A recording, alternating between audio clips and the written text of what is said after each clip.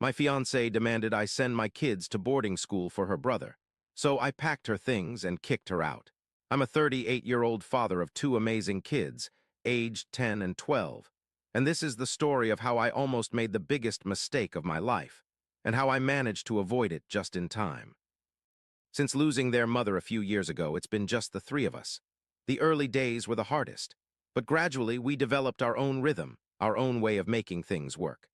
My son learned to help with laundry, my daughter became our family's breakfast specialist with her perfect scrambled eggs, and I mastered the art of being both mom and dad.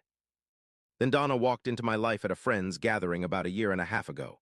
She was everything I wasn't: spontaneous, outgoing, always ready with a quick laugh or witty comment. After years of focusing solely on my kids, I felt that spark of connection again. She seemed to understand the package deal, me and my children, and I thought I'd found someone who could complement our family unit. The early days were promising, filled with those magical moments that make you believe in second chances. Donna would take the kids for ice cream after school, suggesting fun outings to the park or local festivals. She'd bring small gifts, a comic book for my son, craft supplies for my daughter.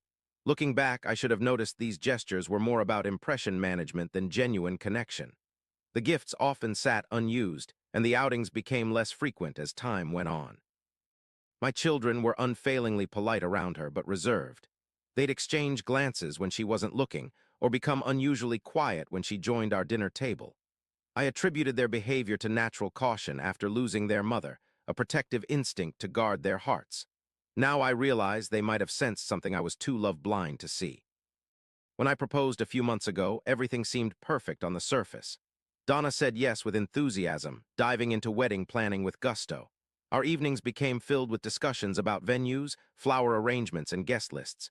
She'd spend hours flipping through bridal magazines, creating Pinterest boards, and dreaming about our future together. I was caught up in it too, imagining how complete our family would finally be. But as the wedding plans progressed, subtle warning signs began to emerge.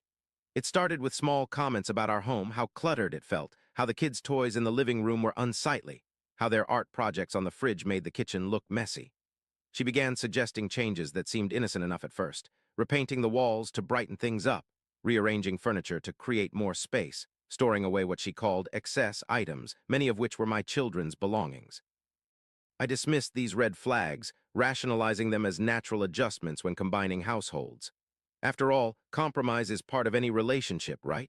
But the suggestions became more frequent and more insistent. She'd move things without asking, reorganize closets while I was at work, make pointed comments about how some people might find our home too child-centered. Then came the bombshell about her brother, Robert. It started as a casual mention over dinner, how he was going through a rough patch, lost his job, had some personal issues. I expressed sympathy, as anyone would. But then Donna began weaving him into our future plans. "You know," she'd say, "Robert really needs a fresh start. Wouldn't it be nice if we could help him out after the wedding?" Initially, she framed it as a temporary arrangement. I was willing to discuss it, wanting to understand the details. How long would he stay? What were his plans for getting back on his feet? How would we manage space and privacy? But Donna would deflect these practical questions with vague reassurances. "We'll figure it out," she'd say, or "family helps family." The situation reached its first critical point last weekend. Donna sat me down, her expression not of love or partnership, but of entitled impatience. She declared we needed to discuss the kids' situation, a phrase that made my stomach turn. Her true colors emerged as she laid out her shocking ultimatum.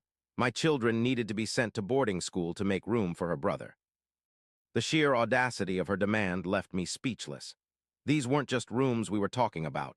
They were my children's safe spaces, filled with their personalities, their memories, their sense of security.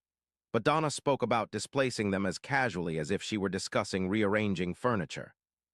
Her justification was a masterclass in manipulation.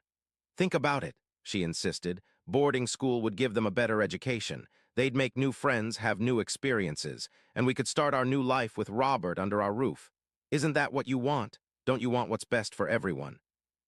I tried reasoning with her, explaining how traumatic such a change would be for children who'd already lost their mother. I pointed out their strong academic performance at their current schools, their established friendships, their emotional need for stability. But Donna dismissed every concern with a wave of her hand, as if my children's well-being was an inconvenient obstacle to her plans. The situation reached its breaking point when I came home from work one day to find my kids' rooms in complete disarray. Without my knowledge or permission, Donna had taken it upon herself to start renovating. She'd moved furniture, taken down posters and photos, and boxed up personal items. My daughter's art supplies were packed away in cardboard boxes labeled storage, and my son's sports equipment was piled in the garage. My blood boiled at the sight of my children's spaces violated like this. But what I discovered while cleaning up the mess she'd made turned my anger into cold fury. Mixed in with her renovation plans were property documents she'd been researching, information about adding names to house deeds after marriage, legal rights of spouses to shared property, even notes about local rental market values. That's when everything clicked into place. This wasn't just about her brother needing a place to stay. This was a calculated plan to take over our home. The boarding school suggestion wasn't about education. It was about removing my children so she could reshape our home according to her vision. The brother was just an excuse, a way to begin the process of pushing my kids out. The next conversation we had was the last. When I confronted her about the unauthorized changes and the property documents, her mask slipped completely. "Once we're married, this house will be ours to do with as we please," she declared, not even trying to hide her true intentions anymore. "Your kids have had it long enough. It's time for changes. If you can't see that, maybe we shouldn't get married at all." I didn't hesitate. "You're right," I said, my voice steady despite my racing heart. "We shouldn't." I canceled the wedding right there and then, packed up her things along with what she'd already moved in for her brother, and told them both to leave. I spent that night putting my kids' rooms back together, hanging up their posters, unpacking their belongings, trying to restore their sense of security that Donna had so callously disrupted. The aftermath was exactly what you'd expect. Donna launched a full-scale campaign to paint herself as the victim, telling anyone who would listen how unreasonable and cruel I was being. Her family bombarded me with messages about how I was leaving her brother homeless, how I'd humiliated them all, how I was destroying Donna's dreams of a perfect wedding. They even tried to guilt me about wedding expenses, demanding I reimburse all the deposits since I was the one who canceled. Through my attorney friend's advice, I agreed to split the non-refundable deposits proportionally to our contributions, though Donna fought this tooth and nail. She wanted me to cover everything, claiming I was at fault for the cancellation. I stood firm. She gave me an ultimatum between my kids and her, and I simply chose my kids. My children, though they'd picked up on the tension, showed visible relief when I told them the wedding was off. My older child's question, "Does that mean we're not moving away?" And their happy smiles when I assured them they were staying put confirmed I'd made the right decision. They helped me restore their rooms, and we spent the weekend reinforcing our family bonds with their favorite activities and comfort foods. The final confrontation came when Donna showed up unannounced to collect her remaining belongings. As she gathered her things, she couldn't resist one last attempt at manipulation. "You really threw away our future just because you couldn't compromise about the kids," she accused, her voice dripping with bitterness. I looked at her, seeing clearly now what I'd been blind to before. "They're not just the kids, they're my children," I responded. "And what you wanted wasn't a compromise, it was an eviction. You tried to force my children out of their home so you could move your brother in and take over. I found the property documents, Donna. I know what you were really planning." Her face changed then, the mask of injured innocence dropping completely. "This house is too big for just 3 people," she snapped. "It's wasteful. Robert needs it more than your kids do. They could have adjusted to boarding school. Plenty of children do." "But my children shouldn't have to," I replied firmly. "This is their home and it will stay their home. You showed me exactly who you are, someone who would displace 2 children for your own gain. That's not how family works." Her tears and accusations of betrayal didn't move me anymore.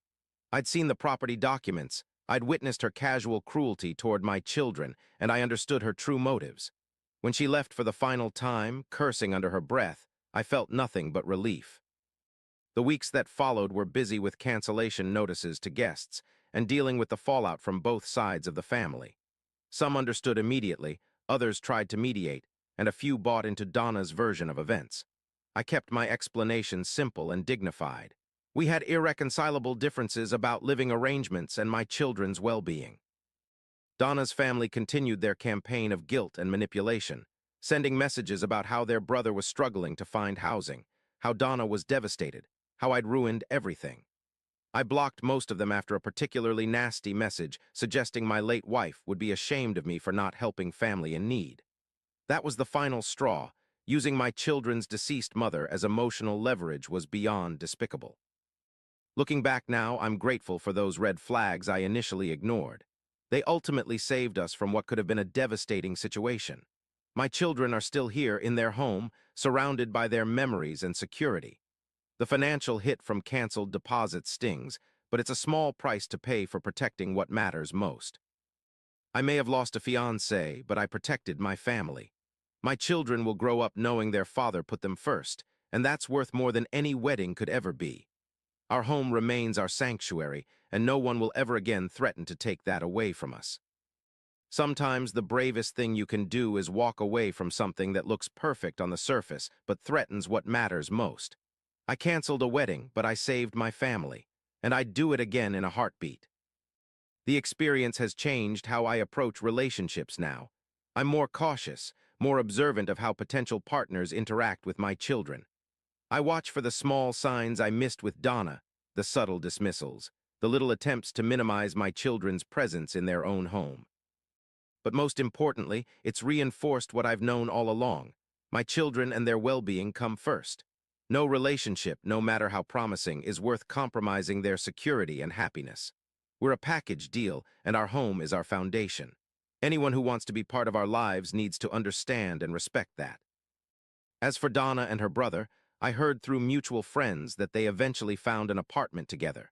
Sometimes I wonder if that was their plan all along, to use marriage as a way to secure a free living situation. Either way, I'm just grateful I discovered their true intentions before it was too late. My kids and I are stronger now, more united than ever. We've learned that home isn't just about the physical space. It's about the love, trust, and security we build together, and that's something worth protecting at all costs.